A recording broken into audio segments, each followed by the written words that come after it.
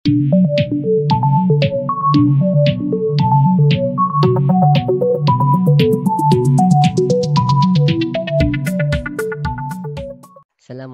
warahmatullahi wabarakatuh. Berjumpa kita sekali lagi pada bahagian yang kedua, tajuk pernafasan manusia. Pada bahagian yang pertama tadi kita dah belajar organ-organ pernafasan.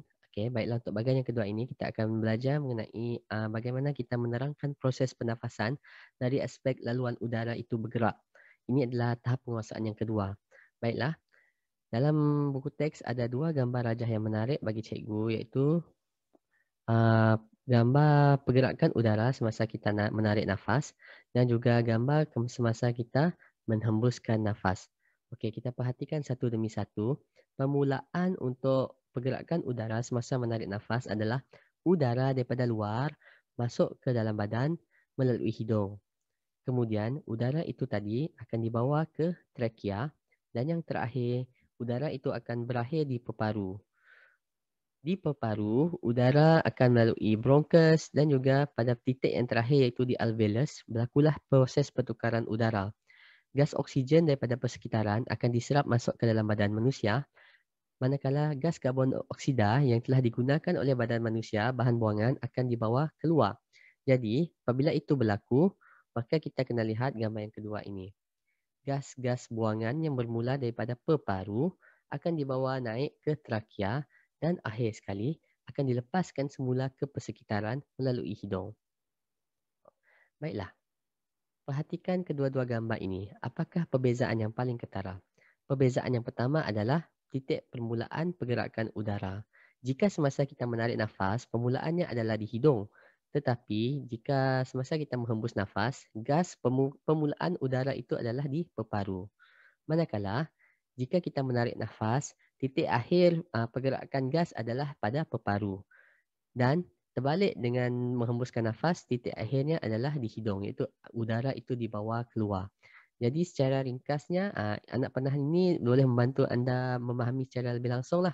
Menarik nafas, kita tarik di mana udara tu datang daripada luar. Jadi udara nak masuk mestilah mula-mula sekali melalui hidung. Hidung nombor satu.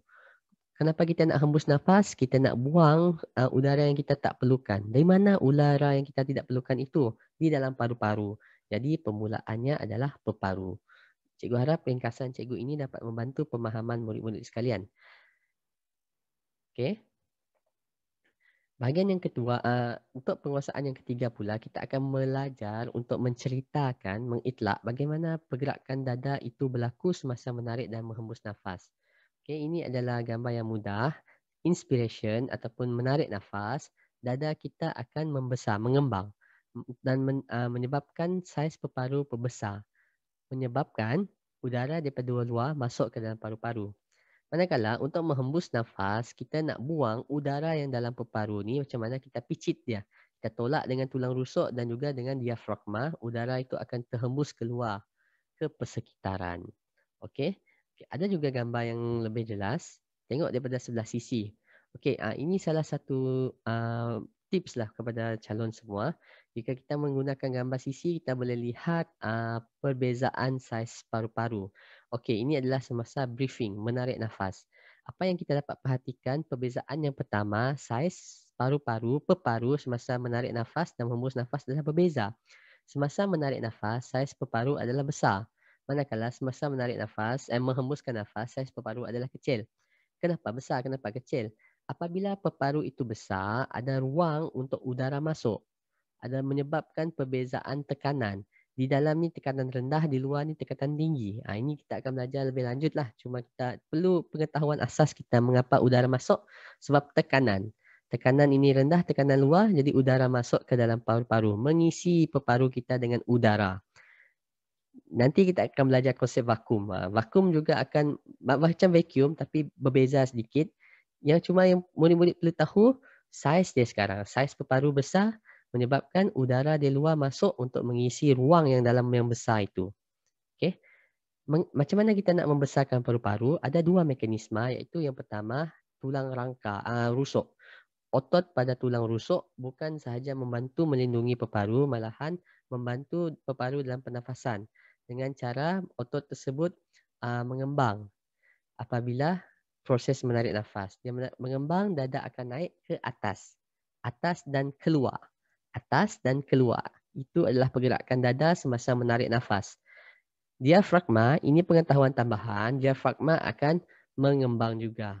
Jadi menyebabkan perut kita akan menolak ke bawah. Bukan perut, diafragma itu menarik paru-paru itu ke bawah lagi, membesarkan lagi saiz-saiz paru-paru, menyebabkan pernafasan kita lebih efisien. Jadi udara pun masuk, berlakunya pertukaran gas, oksigen dan karbon dioksida. Sekarang ada banyak bahan buangan di sini. Macam mana kita nak buang?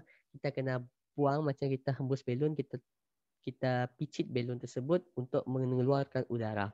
Macam mana kita nak picit? Menggunakan dua kaedah, iaitu otot dada akan kontrakt, mengecut dan akan menolak dada kita ke dalam dan ke bawah. Dalam dan ke bawah. Dada kita ke dalam dan ke bawah semasa menghembus nafas. Dan otot diafragma juga akan kontrak, mengembang, relax, mengecut. Dia akan mengecut, dia akan melengkung macam ni. Dia bentuk dia macam, dia bukan lurus keadaan asal dia melengkung. Okey, jadi dia menolak peparu kita, menyebabkan tekanan di peparu kita ni lebih tinggi daripada tekanan di luar. Udara pun dihembuskan keluar. Jadi rumusannya adalah semasa menarik nafas, dada kita naik ke atas dan keluar.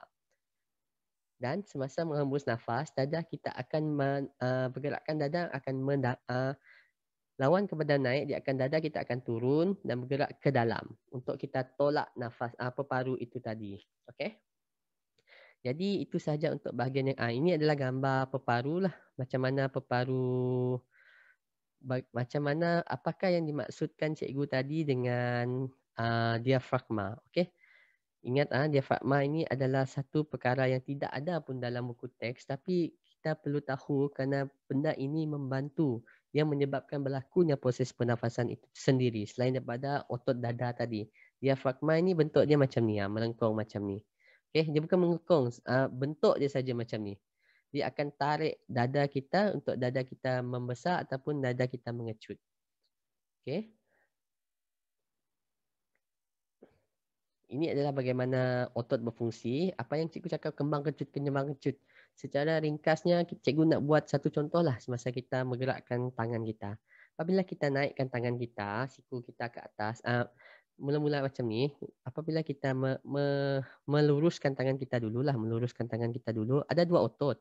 Otot di atas tangan kita ni akan mengecut, manakala yang di bawah ni akan kembang. Kembang dia tarik.